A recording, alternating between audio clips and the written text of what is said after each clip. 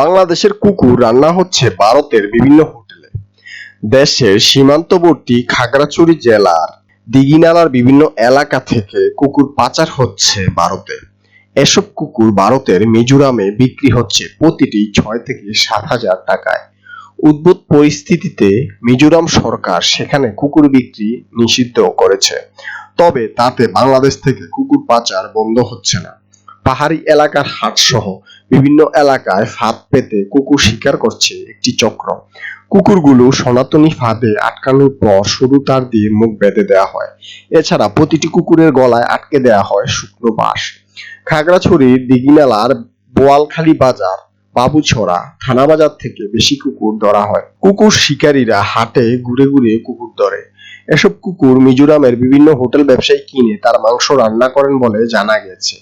গত বুধবার দীঘিনালা থেকে ৩৫টি কুকুর ধরে নিয়ে যায় ৫ কুকুর শিকারী।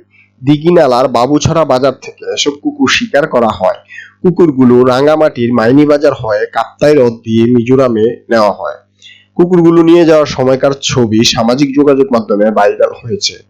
এ বিষয়ে পিপলস ফর অ্যানিম্যাল ওয়েলফেয়ারের প্রতিষ্ঠাতা রাকিবুল হক এমিল গণমাধ্যমকে বলেন, বাংলাদেশ প্রাণী কল্যাণ আইন ২০১৯ মতে মালিকবিহীন কুকুর হত্যা বা অপসারণ করা আইনত দণ্ডনীয় অপরাধ, যার সাজা ৬ মাস জেল এবং ১০,০০০ টাকা জরিমানা। দীঘিনালা উপজেলা নির্বাহী কর্মকর্তা মোহাম্মদ উল্লাহ গণমাধ্যমকে জানান, বিষয়টি আমি ফেসবুকে দেখেছি। এরপর কোনো শিকারী সম্পর্কে সুনির্দিষ্ট তথ্য থাকলে আমরা আইনত ব্যবস্থা নেব।